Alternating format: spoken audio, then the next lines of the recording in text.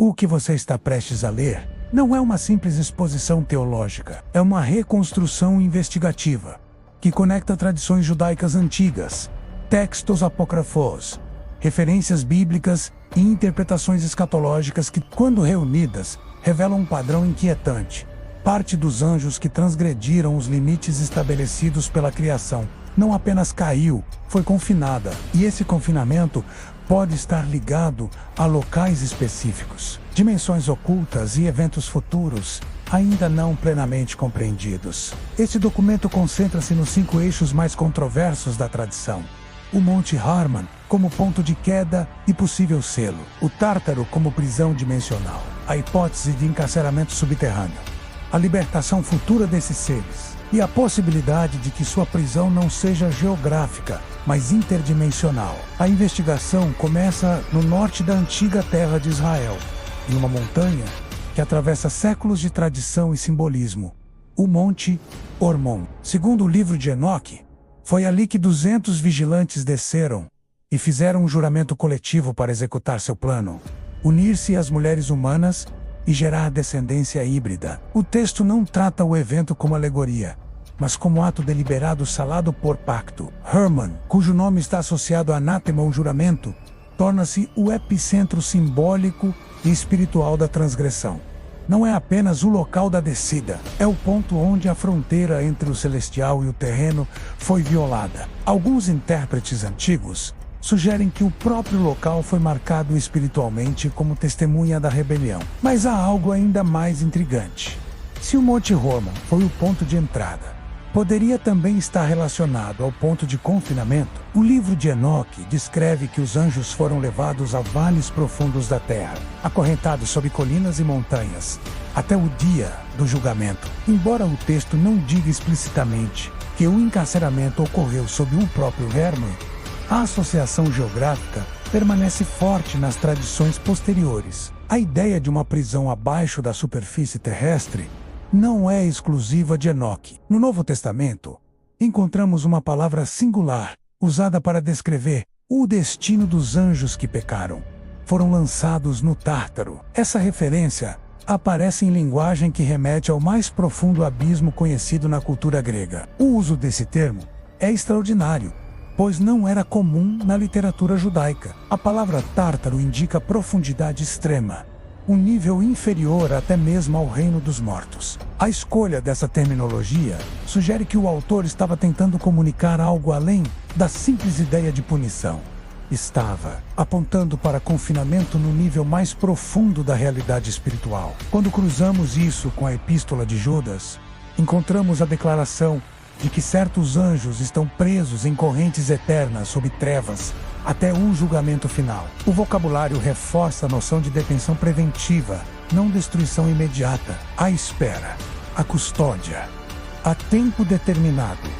Mas onde está esse Tártaro? Seria um espaço puramente espiritual ou um domínio paralelo conectado à estrutura física do universo? Alguns estudiosos propõem que o Tártaro não é simplesmente embaixo, mas fora, uma camada da realidade que coexiste com a nossa, mas em frequência diferente. Isso nos conduz ao 9º ponto desta investigação: a libertação futura. O Apocalipse descreve a abertura do abismo por meio de uma chave entregue a um anjo específico. Do interior dessa prisão emergem entidades descritas em linguagem simbólica e aterradora. O texto é claro ao indicar que a abertura ocorre por autorização divina e por tempo limitado. Se conectarmos essa passagem às descrições anteriores de anjos aprisionados, surge uma hipótese perturbadora. Parte desses seres será libertada temporariamente antes do juízo final, não como erro administrativo, mas como etapa planejada da consumação histórica. Essa perspectiva levanta uma questão crucial: por que permitir libertação? A resposta pode estar na própria lógica do juízo. Antes da sentença definitiva, a revelação completa do mal oculto precisa ocorrer. A abertura do abismo seria, então, a exposição final de forças que atuaram nas sombras da história. Essa ideia é reforçada pela distinção bíblica entre anjos aprisionados e poderes espirituais ainda ativos. Nem todos os seres rebeldes foram encarcerados. Aqueles envolvidos na transgressão específica, descrita em Gênesis 6 e detalhada por Enoque, parecem ter recebido sentença imediata de confinamento. Mas há outro elemento que amplia o mistério. Tradições que falam de prisões subterrâneas profundas, cavernas seladas e regiões inacessíveis sob a terra. Embora essas ideias tenham sido amplificadas em teorias modernas envolvendo regiões polares e áreas isoladas, o núcleo antigo permanece.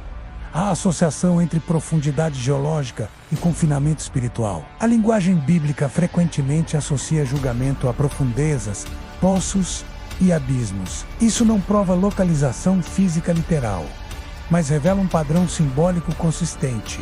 Quanto maior a transgressão, mais profunda a prisão. No entanto, a hipótese mais ousada desta investigação não é geográfica, mas dimensional. E se a prisão não estiver embaixo no sentido físico, mas fora de fase com nossa realidade? A ideia de seres presos entre dimensões não é estranha ao pensamento apocalíptico judaico. Correntes eternas poderiam significar limitação de movimento entre planos de existência. Se esses anjos foram confinados em uma camada invisível da realidade, isso explicaria por que não interagem diretamente com o mundo físico, mas ainda aguardam liberação futura sob autorização específica. Essa perspectiva também harmoniza com a imagem da chave do abismo. Uma chave não abre apenas portas físicas, abre acesso. O abismo pode ser um domínio fechado por decreto, inacessível, até que o selo seja removido. Voltando ao Monte Hermon, é significativo que ele esteja associado não apenas à queda, mas também à transfiguração de Cristo nos Evangelhos.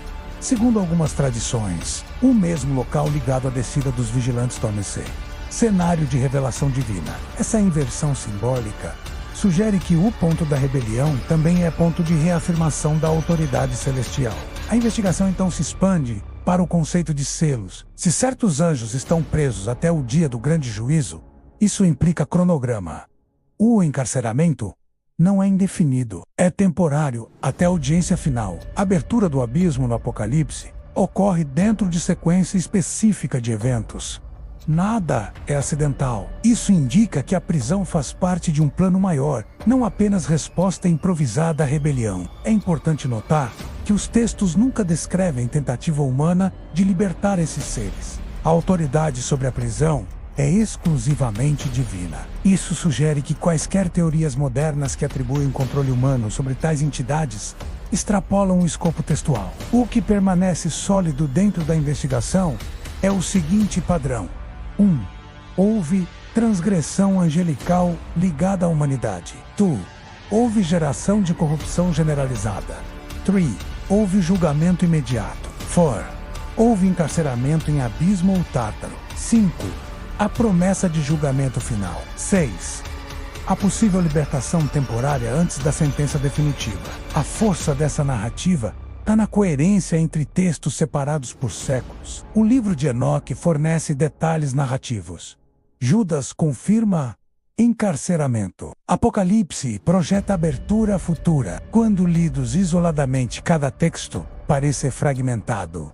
Quando unidos, formam uma linha histórica espiritual contínua. A pergunta final desta investigação não é apenas onde esses anjos estão, mas o que sua prisão significa para a humanidade. Ela significa que houve interferência externa, severa o suficiente para exigir contenção extrema. Significa que a história humana foi palco de conflito cósmico real. Significa que parte desse conflito ainda aguarda desfecho. Se o abismo permanece selado, então há algo guardado nele que não pode ser solto antes do tempo determinado. Se o Tártaro é dimensão paralela, então existe camada da realidade invisível, onde seres aguardam sentença. Se o Monte Hermon foi ponto de queda, ele simboliza o lugar onde o céu tocou a terra de maneira proibida. E se o Apocalipse descreve abertura futura, então o cárcere ainda faz parte da cronologia profética. Este documento não pretende afirmar localização geográfica exata, nem validar especulações modernas, sensacionalistas. Ele reconstrói, a partir de fontes antigas, uma narrativa consistente. Anjos que ultrapassaram limites foram presos sob decreto irrevogável. aguardando o julgamento final. O silêncio em torno desse tema ao longo da história não apaga sua presença textual. Pelo contrário, torna-o ainda mais intrigante. A prisão dos anjos não é apenas passado. É peça estrutural do futuro escatológico. O abismo está selado, mas não para sempre.